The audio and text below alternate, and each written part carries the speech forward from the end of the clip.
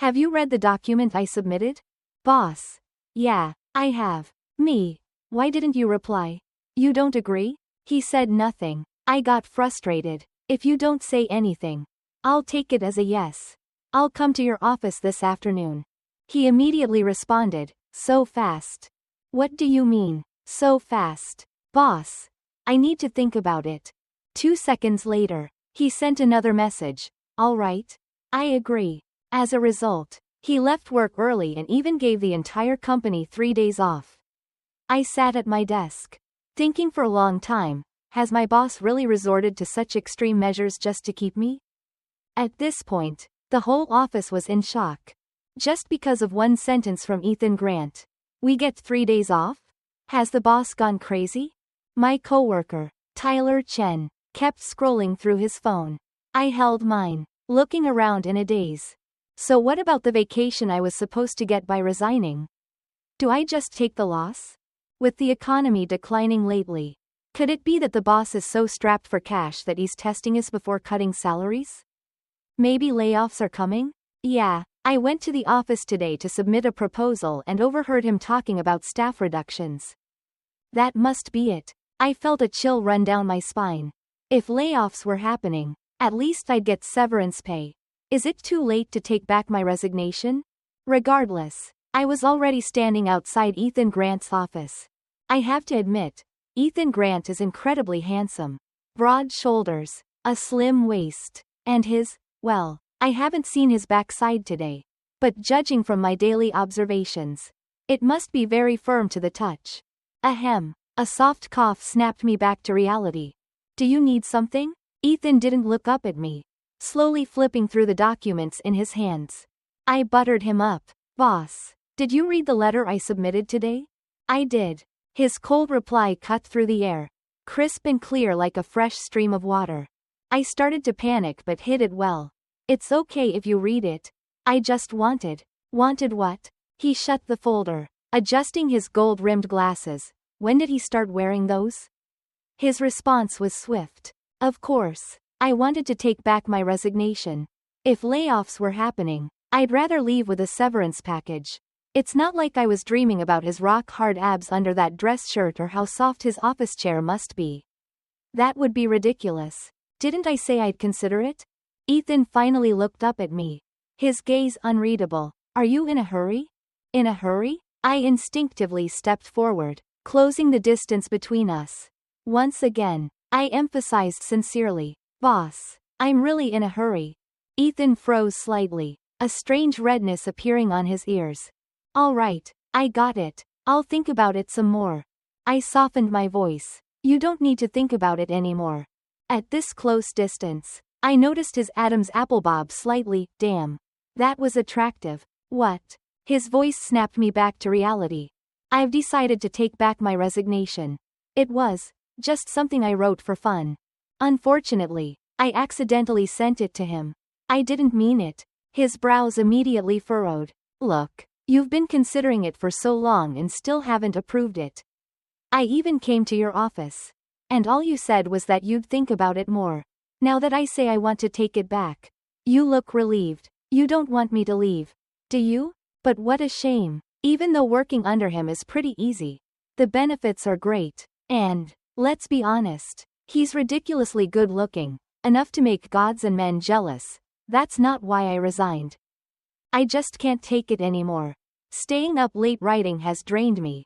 I feel awful, and honestly, my book royalties are enough to live on.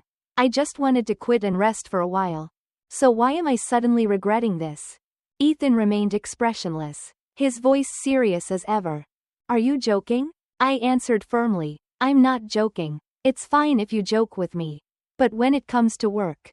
He paused slightly, then continued. When it comes to work, shouldn't you think things through carefully and stick to your decision? I could hear him lowering his voice, maybe trying not to sound too harsh. Wow, a boss who's both gorgeous and kind-hearted. I was even more moved. That's true, but I'd miss you more. His fingers, resting on the desk, twitched slightly. I went on. And there are other things too, like Lucy in the break room, who always makes me coffee. Or Tyler, who buys bubble tea for everyone. Or Jake, who helps us with work and teaches technical skills. I'd miss all of them. Ethan narrowed his eyes. You sure have a lot of coworkers on your mind. Do you like all of them? Not like that, I replied instantly. There are male colleagues too. I appreciate everyone. He let out a cold chuckle. I don't see how any of those people have anything to do with the letter you sent me. But I get it. You have too many choices. So now you need more time to decide. Right? Exactly. I nodded seriously. I can't just hang from one tree forever. But of course, I wouldn't let go of this tree so easily either. So I need more time to think. Ethan clenched his hand into a fist, his knuckles turning white. It seemed he understood what I was implying. After all, he was the CEO of an entire company, responsible for so many people. He couldn't just leave on a whim. Even rich people have their struggles. It looks like you're more than happy to let me go. Every word hit straight to the heart. Ethan removed his gold-rimmed glasses, returning to his usual cold and distant demeanor. Get out. So, I guess he didn't take it personally. A boss's mood is as unpredictable as June weather. By the time I left his office, everyone had already gone home. I unlocked my phone. Messages from the work group chat popped up. Big boss. Rest assured, we've already left. Nothing to worry about. If we keep working overtime, we might as well kiss our holiday goodbye. A flood of messages filled with agreement and flattery.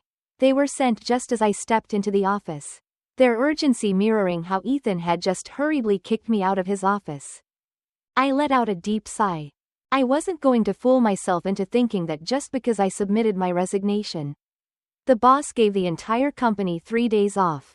And saying, nothing to worry about, what a lie. He was rushing everyone out. Probably so he could get started on his layoff list. On top of that, Tyler Chen messaged me. Some idiot left in a rush and yanked out my laptop charger. I'm pissed. Let me borrow your computer to send my files? I sent a few reaction emojis and let him know I had already left the office. Taking the opportunity to complain about Ethan, turning off my phone, I slowly began packing my things. Thinking to myself, Step 1 to securing severance pay, withdraw my resignation. Step 2.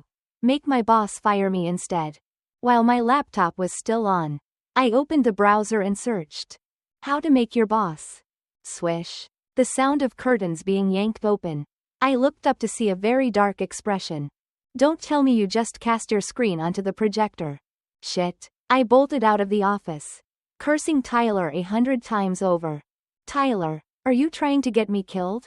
Why did you use my laptop to connect to the boss's screen? I nearly plastered, fire me, across Ethan's forehead. Tyler pleaded for forgiveness. I didn't project anything. I just left your laptop on because I was afraid you hadn't saved your work. Someone else must have accidentally tapped it. That actually made sense. I quickly opened my documents. My draft, the one I wrote while slacking off, was still there. Thank God. I organized my snacks and drinks, preparing for an all-nighter to finish my work. As for getting fired for severance pay, that could wait. Being a sweetheart is hard. But annoying someone? Easy. By midnight, the cold breeze from the window made me sneeze repeatedly, and my nose started to run. Great. I caught a cold. One tissue after another disappeared. I pushed through, sending files and messages, my whole body aching. I think I even had a fever.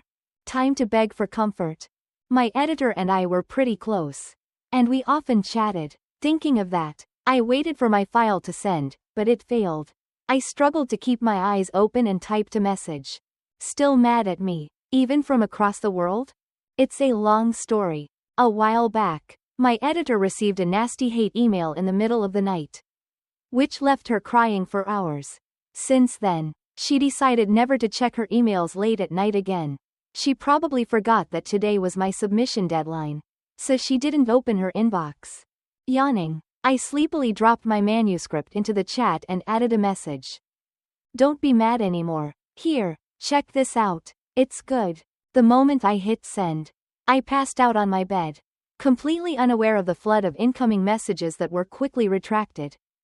Blank. Underscore. Blank. The next morning, I woke up to bright daylight. Turns out, I really did catch a cold. Tyler messaged me. The whole company's going out for dinner tonight. I rejected the invitation immediately. Stayed up late. Back hurts. Shoulders sore. And I'm sick. Can't go. The company's small chat group exploded. You're off for half a day and already falling apart? Get ready to be scolded. Ignoring is for a hot guy? Intense. Hook me up with one too. I rubbed my temples, sighing. I should never have recommended those romance novels to them. Now their minds were full of nonsense. My phone buzzed again. Ethan texted me. You're sick? Did you take medicine? Get some rest. Out of habit. I was about to reply. But then I remembered. I needed him to fire me. I had to make him hate me. So instead of answering, I turned to the group chat. I opened the voice chat and said loudly. That's right. I can still fight for 300 rounds. The employees were hyped. Their mics blasted at full volume. And the conversation quickly spiraled into chaos. If this were broadcasted, it would be censored to hell. I scrolled through their wild replies, laughing until I was breathless. After I had my fill of fun, I returned to Ethan's chat and typed. Sick. Took my meds. Failed to send. He had blocked me. I sat up straight in shock. Who pissed him off? I racked my brain and asked Tyler. Is the boss going to the company dinner? Tyler. Of course. He even asked if you were coming. I told him you were deathly ill. Bedridden. I groaned. And he still blocked me? Tyler. Maybe it was because of that voice chat? He probably thinks we were scheming against him. The 300 rounds part? I forgot to mute my mic. It accidentally played for the whole office. I wanted to cry but had no tears left. But there's a saying, disaster or fortune. Who can tell? This time, I really pissed him off. If you're gonna do it right. No backing down. Since I was already blocked, I might as well go all in. Taking advantage of his momentary lapse, I sent a provocative message. Feudal capitalists can't make money. The message sent. Successfully. Wait, when did he unblock me? I stared at the screen in a daze, quickly sending a follow-up message to fix things. But you're different. You actually care about people. I watched as the chat displayed. Ethan is typing. I waited, and waited. Finally, he replied. Let him take care of you. You don't need to butter me up. We have no relationship. Anyway. What? No way. I blinked. Did he just deny that we were even boss and employee? Was my plan to get laid off finally working? Right after that, he sent another message. You're sick. Get some proper rest. Let him take good care of you. I won't be messaging you anymore. Him? I frowned and typed. Who? There was no one in my house right now. Suddenly, my phone rang.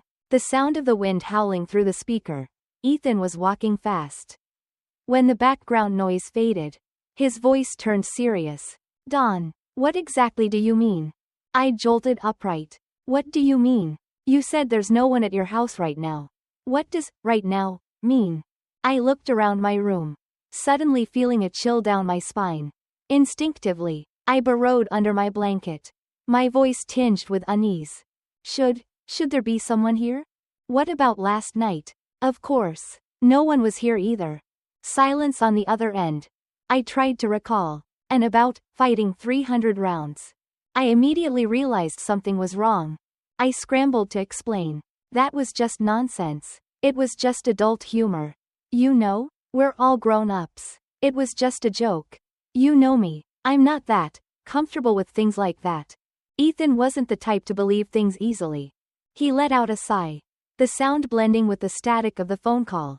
I insisted. You have to believe me. Still, he said nothing. Trying to explain something like this to my boss felt incredibly awkward. I was tempted to end this whole embarrassing situation by hanging up. But then his voice came through again, soft, yet carrying a deeper meaning. Should I come over? A shiver crawled up my spine. Last night. Now, there's no one at your house. I suppose I can come over. Right? But if it's inconvenient, forget it. Even if someone else is there, I can still come over. My hands started sweating as I gripped my phone. Ethan? I hesitated. All right. Well, maybe he was just being considerate. Ethan never hung up the call during his entire trip over. Suddenly, he spoke again, his tone casual. Feeling that bad? Why aren't you saying anything? After a long pause, I finally muttered, focus on the road. Talking to you is important too. I froze. A strange feeling stirred in my chest, making my heartbeat quicken. I pulled my blanket tighter, worried that he might somehow hear the pounding in my chest. Silence stretched between us. Memories started surfacing in my mind. I was probably one of the earliest employees to join the company. Yet, in all these years, I had never seen Ethan introduce anyone to us as his girlfriend. With his calm demeanor, sharp features, and perfect physique, he was the kind of man anyone would want. So why was he still single? Without thinking, I blurted out, Ethan, do you even know how to be in a relationship? He chuckled softly. What do you think? So, you don't? No. Not even a romance back in college? No. Huh? I don't believe that. He laughed lightly. Do you want to ask me something else? Where's your hometown? Is it far from here? Are you checking my records? I live nearby, not far. Thinking of visiting? I stiffened. Were we already close enough for that? I peeked out from under my blanket, sneezed, then buried myself again. Ethan, you're acting really weird today. Am I? His voice was noticeably softer now. He sounded like he was in a great mood. Strange, wasn't he being sarcastic with me just moments ago? Men's emotions were as unpredictable as the ocean. I snuggled deeper into my blanket, feeling drowsy. Why are you taking so long? Why are you walking so slowly? Actually, maybe he shouldn't come after all. I'm too lazy to get up and open the door. Ethan chuckled. Then I'll get there faster. Maybe it was the fever. But I started rambling. Earlier, when you asked if I was sick and took my medicine, I replied, but then you blocked me. I got annoyed, so I teased you. Normally, I wouldn't do that. Actually, you're a good boss. Half asleep, old memories drifted back to me. Back then, the company wasn't as big as it is now. Ethan had taken us, his core team, to meet with a client. Though calling it a business dinner wasn't entirely accurate. Ethan had never forced his employees to drink. We were just there as numbers, to make it seem like our company had enough people. To prevent the client from looking down on us. To keep them from taking advantage of us. Then, one day, Ethan secured a major contract. We were thrilled and went out to celebrate. That night, I was the one presenting our product, confident, composed, and assured. But the executive from the client's side didn't seem interested. I could sense the unspoken rule. He simply wanted me to lower my head and offer him a drink. It wasn't a big deal. I turned to Ethan and reassured him lightly. Don't worry. Raising my glass, I said a few flattering words. Finally, the man smiled. But I hadn't expected. He went too far. A rough hand landed on my waist. Ethan immediately pulled me behind him. He forced a strained smile and made up an excuse. She's allergic to alcohol. I'll drink on her behalf. The man's expression shifted instantly. The deal fell through. Worse, the client held a grudge and used their influence to suppress our company in the market. We were on the brink of collapse. And Ethan couldn't afford to pay us anymore. A few of us sat on the curb. No one spoke. We all felt it was our fault. But Ethan blamed himself the most. I knew, he blamed himself because that man had put his hands on me. And yet things still didn't work out. I also understood that much of the special attention he gave me stemmed from that incident. So I took the initiative to comfort him. In life, people are bound to suffer some losses. I joined the company straight out of college. I was the youngest. You took me in, Ethan. If it weren't for you, I probably would have had it even worse. We talked for a long time. And we believed that, one day, the struggles would lessen. Eventually, that day arrived. From then on, with its excellent employee benefits, generous holiday bonuses, and fair treatment, the company thrived. Ethan never mistreated anyone, so when the news of layoffs spread, everyone panicked. But no one blamed him. He deserved the title of good boss. A man like him, how could I not have feelings for him? Even just a little? But mostly, I didn't dare. He treated everyone with the same gentle demeanor. I was afraid I was no exception. With my timid nature, I could only be bold in the stories I wrote. In my stories, boldness was a rogue. Boldness admired his good looks. But beyond that, forget it. The urgent sound of a car speeding up reached my ears. Ethan was accelerating. I warned him, no rush. Drive safely. Open the door. Right after that, the doorbell rang. I staggered to my feet and went to open the door. A tall figure stood before me. You're here? He stood upright, his casual clothes doing little to hide his lean waistline. Ethan's gaze landed on me. The corners of his lips curved up slightly. The air between us suddenly felt ambiguous. I lifted my hand to invite him in. But unexpectedly, he grabbed my wrist. And with one firm pull, he yanked me into his embrace. A pair of warm hands pressed against my waist. I looked up. Another hand slowly threaded through my hair, holding the back of my neck. My heart pounded wildly. What was happening? Are you still feeling unwell? Still a bit, but better now. Why is your body so warm? The blanket is cozy. Do you want to try it? Oh no. I was delirious again. I stammered. No, that's not what I meant. I meant, you just came in from outside. If you're cold, you can get under my blanket to warm up. Ethan held back a laugh, raising an eyebrow at me. I don't mean I'm inviting you to sleep with me. The moment those words left my mouth, his cool lips silenced them. His arms tightened around my waist, slowly guiding me backward, until my back pressed against the wall near the entrance. Ethan's grip firmed. The space between us disappeared completely. The temperature in the room spiked. I didn't want to push him away. My hands, still held in his, were pressed against his chest. Our fingers intertwined. Beneath my palm was a firm, scorching chest. And below that, too big, too hot. The charged atmosphere only grew thicker. You have a fever? It's fine. His breath grew closer. But just then, my phone vibrated. The sudden sound shattered everything. I snapped back to reality, immediately pushing Ethan away. The corners of his eyes were tinged red. His gaze was dark, brimming with unsatisfied desire. One call after another lit up my screen. Ethan didn't move, still holding me tightly. I struggled to free a hand and glanced at the screen. The caller was Bella, my editor. Panic surged through me as I quickly rejected the call. I absolutely couldn't answer. Who knew if the first thing out of her mouth would be something outrageous? One sentence was all it would take to ruin me. Ethan asked, "Why aren't you picking up?" "It's nothing." "Pick up. Really. It's not important." Ethan stepped closer, his gaze darkening. "Bella?" I gawked at him. We weren't even in a relationship yet. And he was already calling her so casually? I quickly clarified. "She's my editor." "Oh, are you too close?" "Of course. Why wouldn't we be? We were comrades. We had spent countless nights discussing the romantic lives of fictional characters."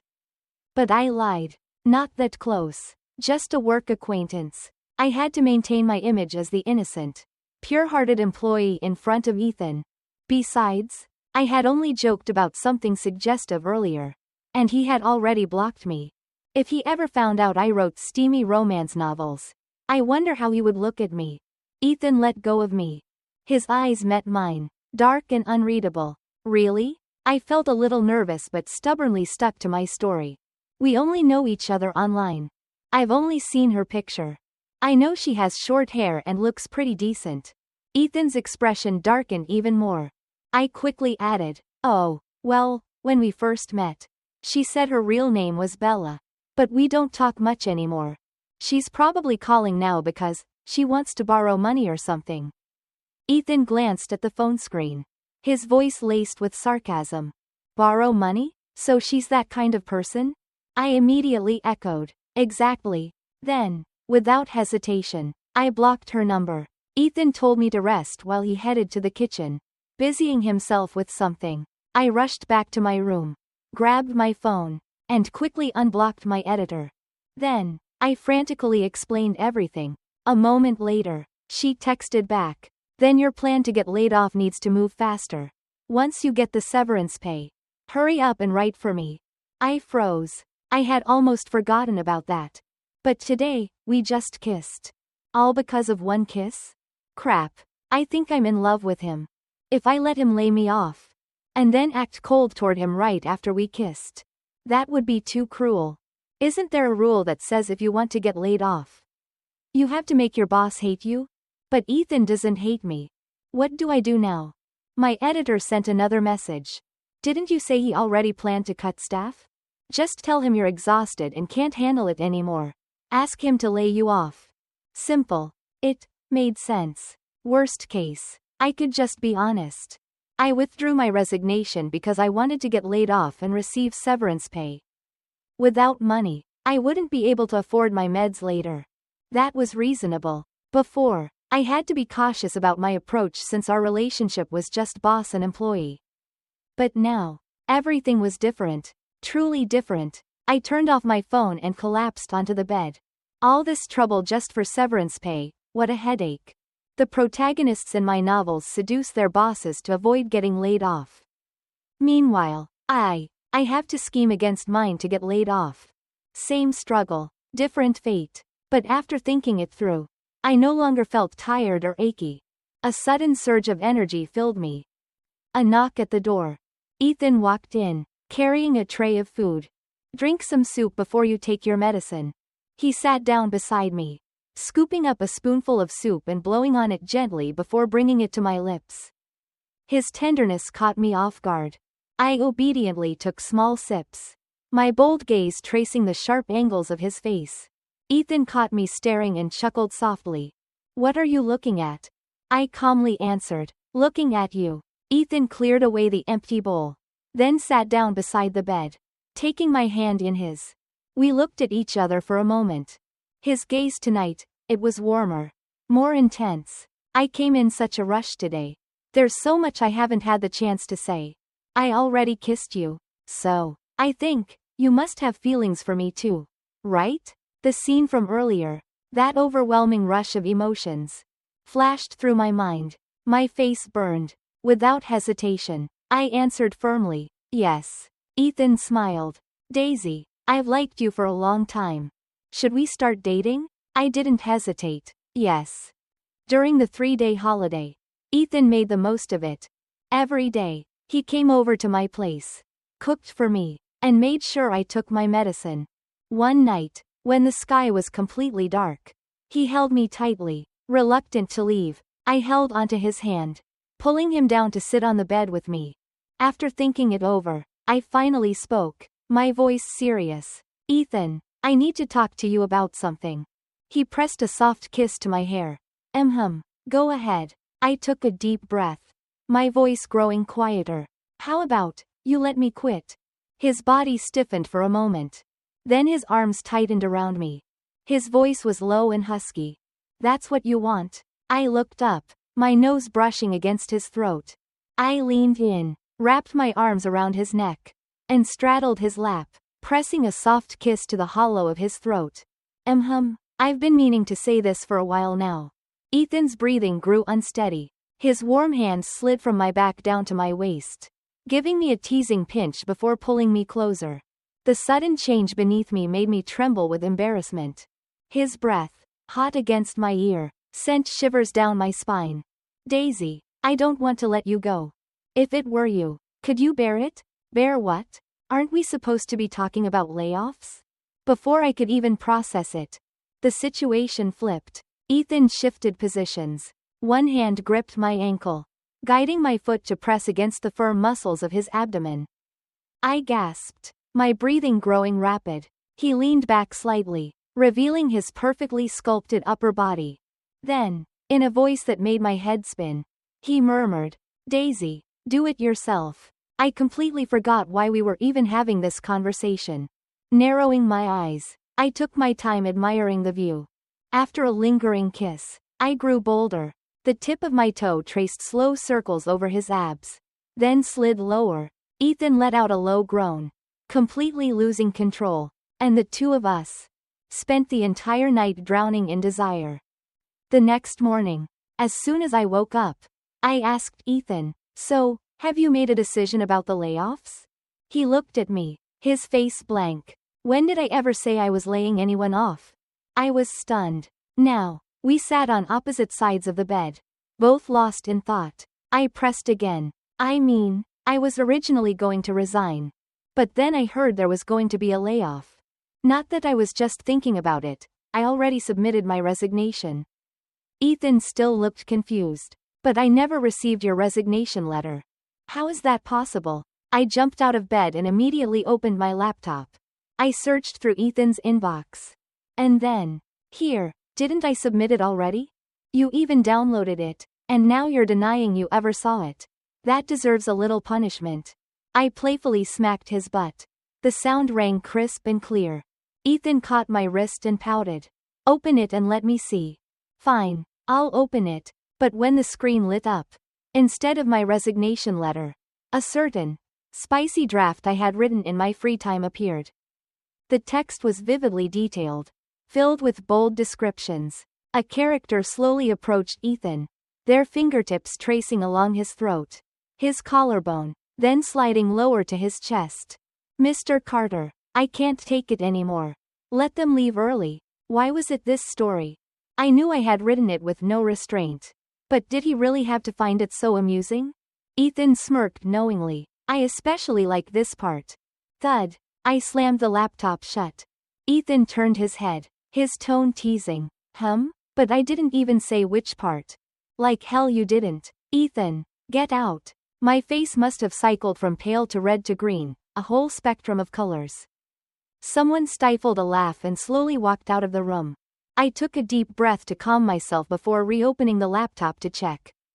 In my panic earlier, I had hit delete. No way. I absolutely could not lose this.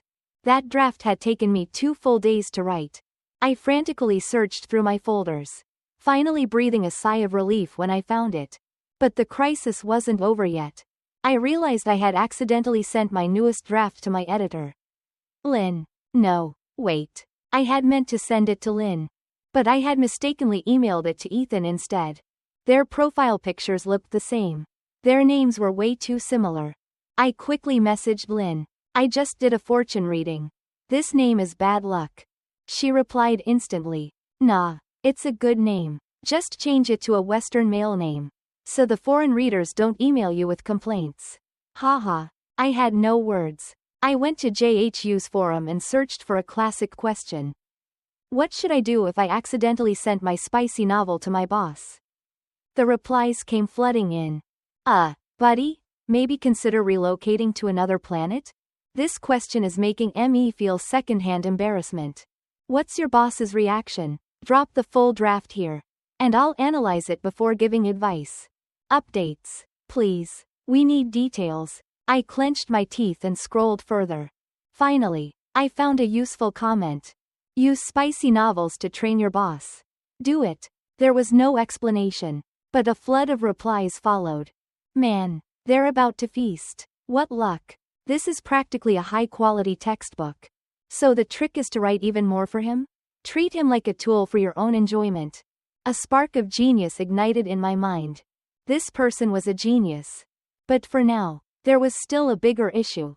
The layoff situation. Because of the earlier misunderstanding, I had failed to resign. Then, Ethan actually held a company-wide meeting to clear things up. In the end, the source of the rumor was revealed.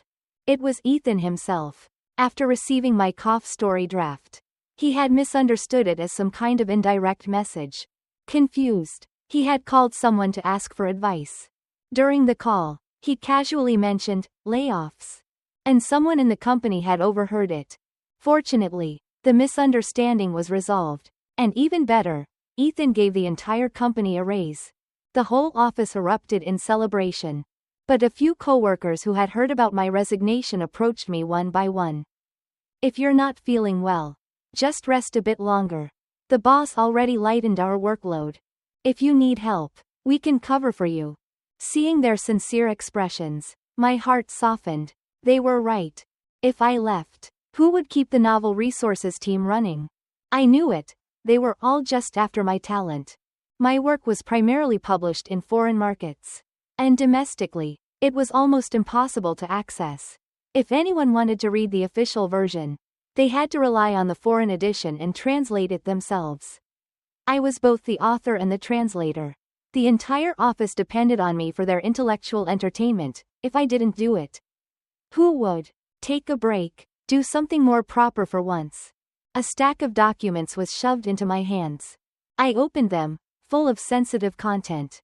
At the same time, all the work-related papers on my desk had been taken away. Looking up, I saw a group of women shooting me flirtatious glances. Don't let him handle those trivial tasks. He's made for greater things. I nodded, dazed. A lifetime of studying English. And finally, I felt a moment of prestige. As for this job, well, whether I quit or not didn't really matter. I was already doing this at home anyway. After being exhausted for so long, I could finally stretch a little. My phone vibrated. In a few seconds, the big butt boss will walk in. Kiss him.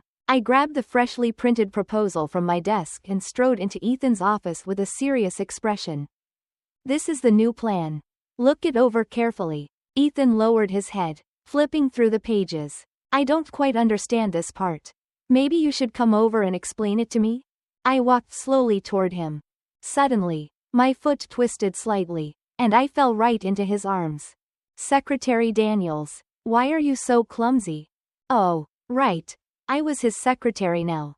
I responded sweetly. I'm just really tired today.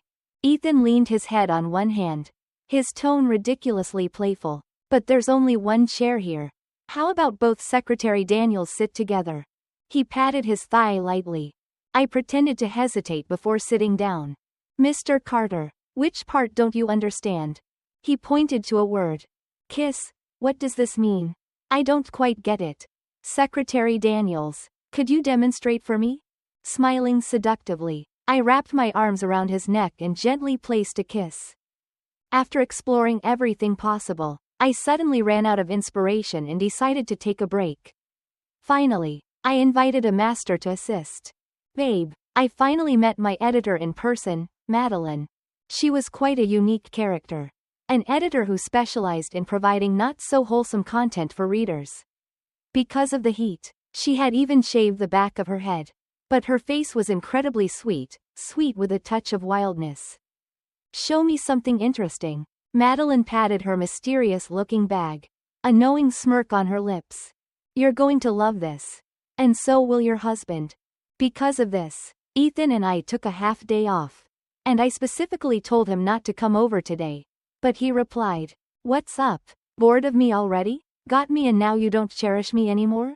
Lately, his progress had been quite impressive. Answer me. It's cold tonight. Should I bring over the double blanket? Me. Stop messing around. After coaxing him, I focused on entertaining Madeline and let her stay over. She was like a thief, pulling out all sorts of things that made my face burn. Who gifts these kinds of things when meeting for the first time? There was an entire variety of bedroom accessories. Everything from basic tools for boyfriend training to things I had never even seen before. These handcuffs. You just cuff one side to the bed, the other to your boyfriend's wrist. And then, Madeline went on, explaining with great enthusiasm all night long, making me blush so much I couldn't sleep. The next morning, I took another day off. Ethan said he wanted to visit me. Terrified, I hurriedly kissed and sweet-talked him over video chat. My friend is visiting, so I need to spend time with her. But Ethan wasn't letting it go. What kind of friend makes you avoid your own boyfriend? Is she teaching you how to play with me? Can he even say that? I put on my most charming smile.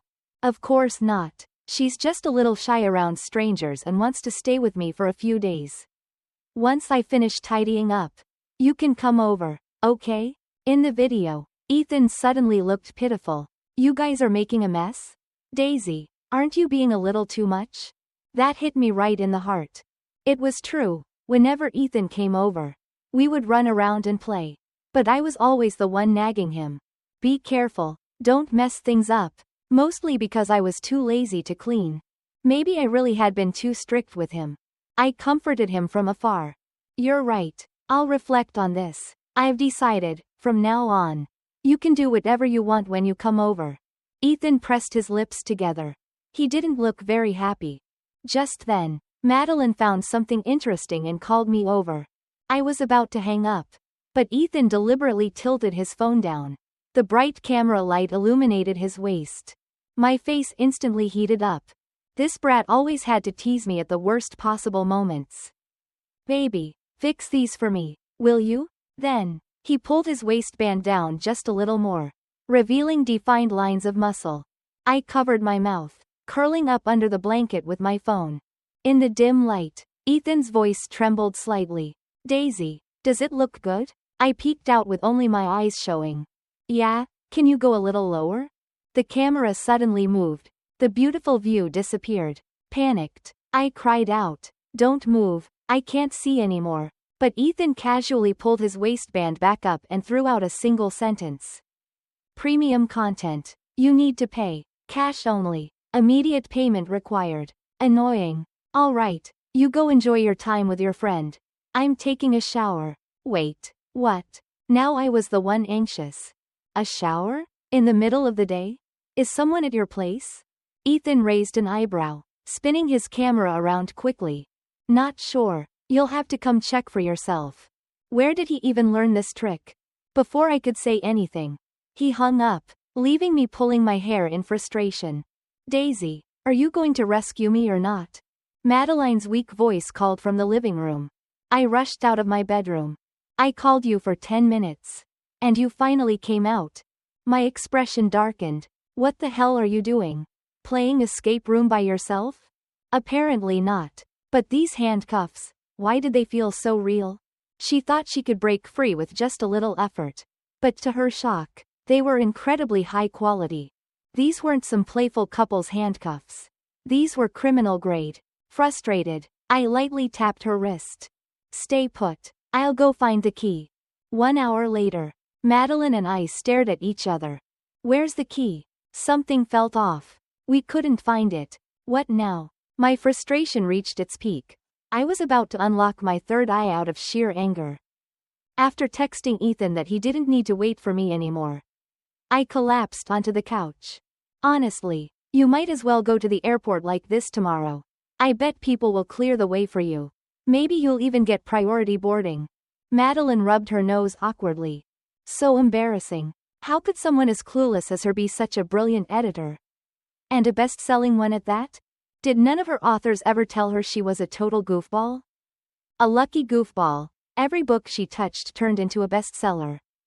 Unbelievable. The on-duty firefighters didn't say anything, but they couldn't hide their amused smiles. As we were about to leave, a few young guys kindly reminded us. Try to play a little safer next time. Okay, got it. Madeline hooked her arm around mine, flashing a sweet smile. We'll be more careful, sir. Finally, I saw her off at the airport. Before boarding, she enthusiastically reminded me, when you two make it big, remember to buy a private jet. That way, in the air, you can. Beep. I decisively hung up. She had no shame, but I did. With someone like her, would I ever dare let her near Ethan and me again? I was more afraid of her standing by my bed in the middle of the night researching modern couples' activities than I was of ghosts. Annoyed, I tapped out one final message. If I ever strike it rich, the first person I'm sending to Bouvet Island as a caretaker is you. Madeline sent back a winking emoji. Make sure to send me a 6 feet 1 inch guy with abs and a big ass. She's beyond saving. When I got home, I thoroughly cleaned up, stashing away everything that needed to be hidden. Then, I headed straight to the office. Standing outside Ethan's office building, I sent him a text. Handsome, guess where I am? His voice was cold. No idea. That's fine. I was the one who acted distant first. I'm coming up. I marched straight to his office. But he was busy? It felt like a bucket of cold water had been dumped over me. What was wrong with him? No, what was wrong with me? My chest suddenly felt tight. I didn't go straight into his office. Instead, I quietly sat at my desk. All afternoon, I felt drained. I watched as colleagues were called in one by one to report. Yet I was never summoned. I sent him an obedient little cat emoji. No reply. I could only stare at the office blinds. But Ethan was ruthless. Just as our eyes met, he pulled the blinds shut. I sat there, sulking, for the entire afternoon. When work ended, My colleagues left one by one. I also got up and glanced toward his office. He hadn't come out yet. He probably didn't want to see me. Slowly, I typed a message, my tone cautious. I'm heading home now. Take care and get home safely when you're done. Sniffling, I grabbed my bag, turned off the hallway lights, and left. My footsteps echoed in the empty corridor. My heartbeat quickened with each step. 1 step, 2 steps. Finally, someone stopped beside me. I kept my head down, refusing to look at him. Are you mad? Just 2 words, but a wave of grievance surged up inside me. My tears were on the verge of spilling over. The elevator dinged. The doors opened. I didn't move. He had hurt my feelings. I didn't want to go with him. But Ethan didn't let me escape. He grabbed my hand, fingers intertwining tightly with mine, and pulled me into the elevator.